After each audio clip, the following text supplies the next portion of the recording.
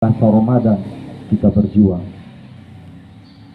menahan haus, dahaga, mengengkang hawa nafsu yang membara dan mendekatkan diri kita kepada Yang Maha Kuasa.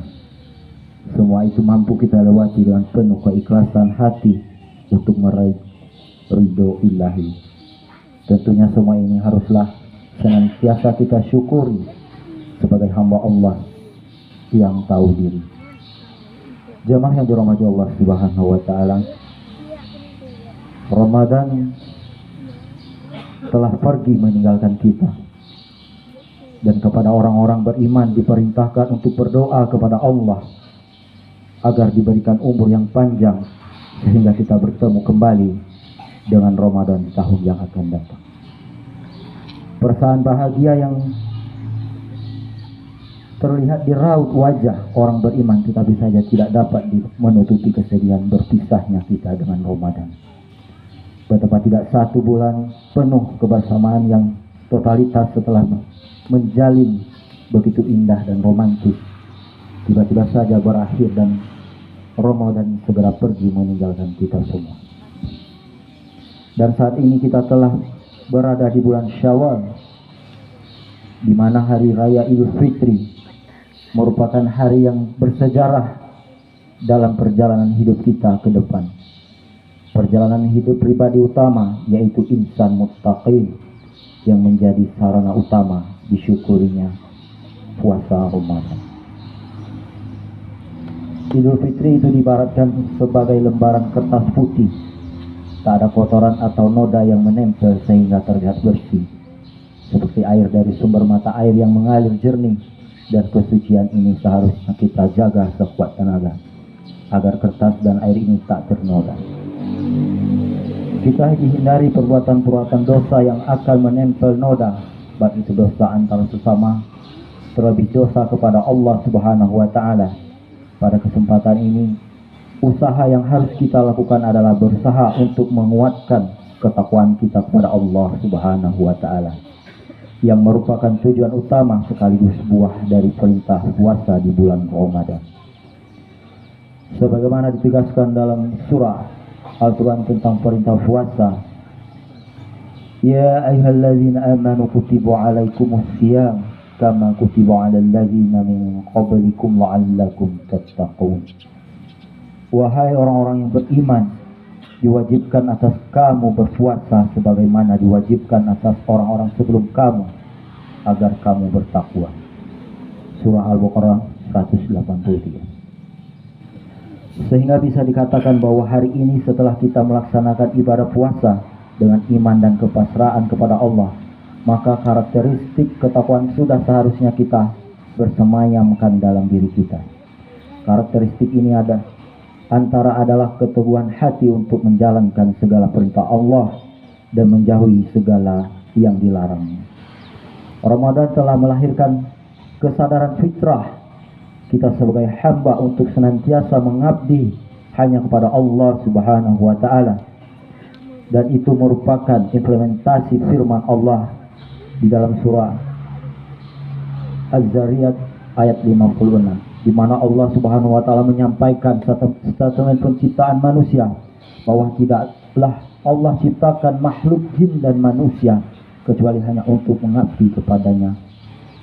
Jemaah yang dirahmati Allah Subhanahu wa taala, momentum Idul Fitri kali ini menjadi waktu yang tepat bagi kita untuk memandangkan takbir sebagai wujud mengagumkan Allah Subhanahu wa taala.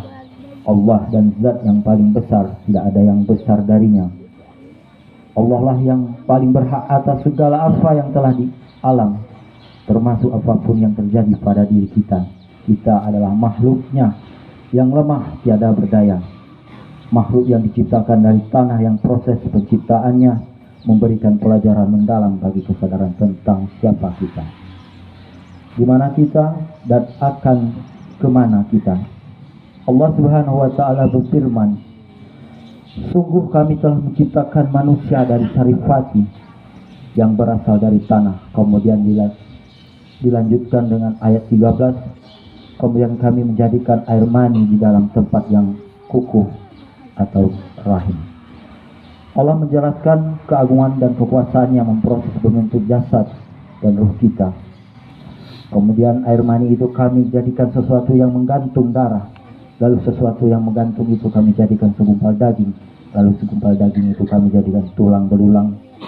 Lalu tulang belulang itu kami bungkus dengan daging. Kemudian kami menjadikannya makhluk yang berbentuk lain. Maha suci Allah sebagai baiknya penciptanya.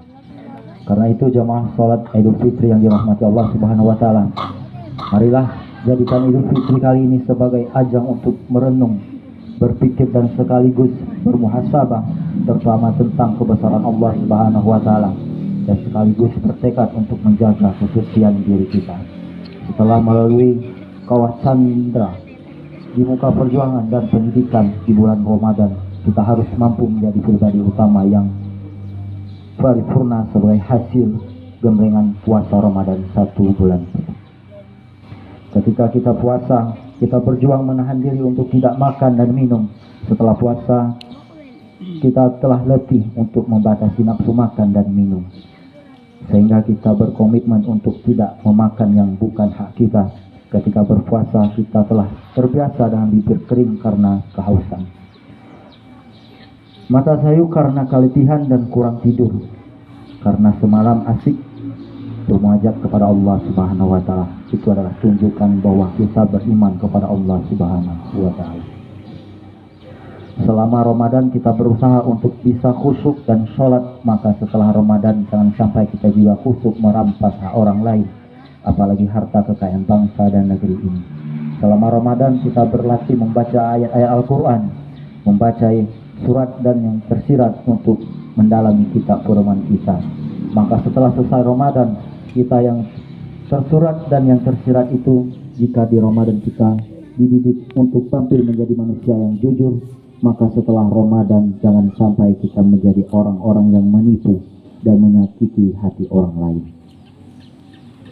Jujur terhadap diri sendiri, kepada sesama, dan terutama kepada Allah Subhanahu wa taala.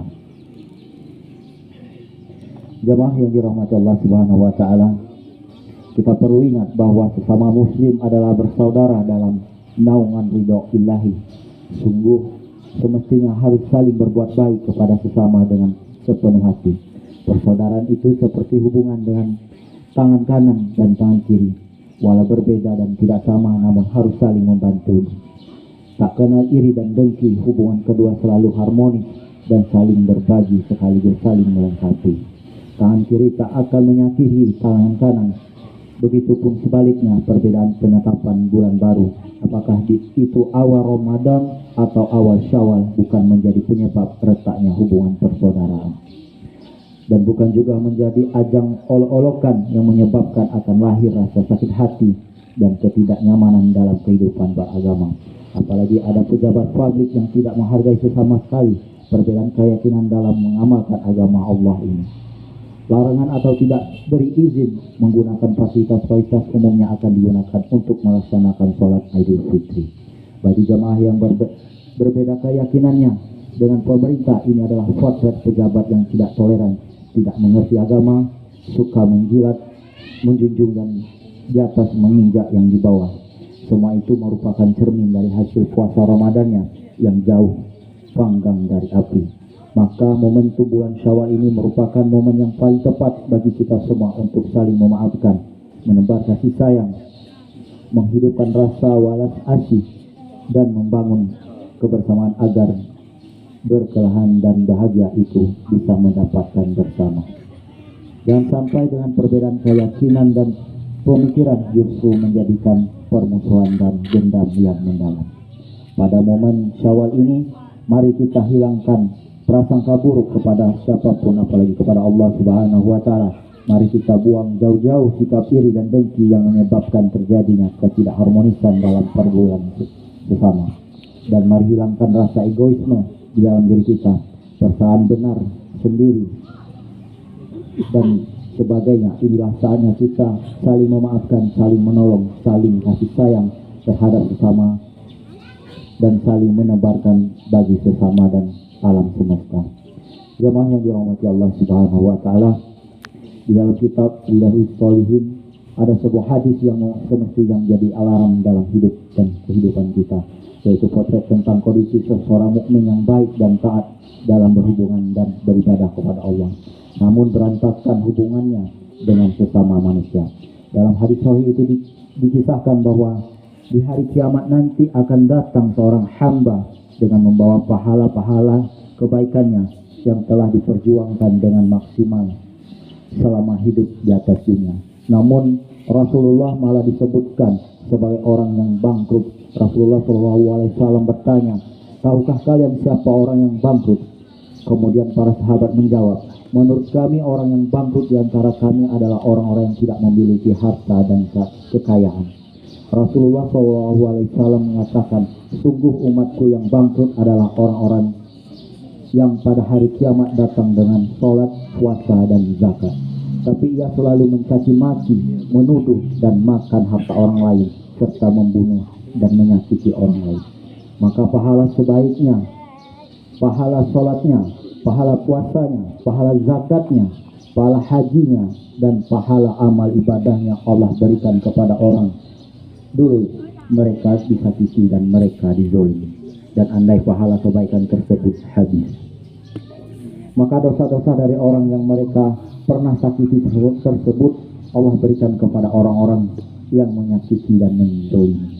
Jamaah yang dirahmati Allah Subhanahu wa Ta'ala, pada momentum Idul Fitri ini marilah kita bersama saling memaafkan, meminta maaf kepada mereka yang pernah kita sakiti dan memberi maaf kepada orang-orang yang pernah menyakiti kita. Mengapa maaf menjadi penting? Karena dosa seorang yang dilakukan kepada sesama manusia tidak akan diampuni oleh Allah tanpa pemberian maaf dari orang yang pernah disakiti.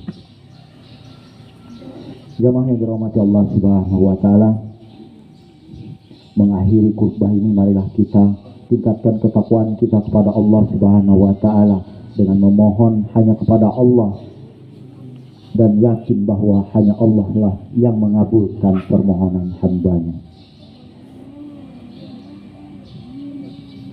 Allahumma ghfir muslimin wal muslimat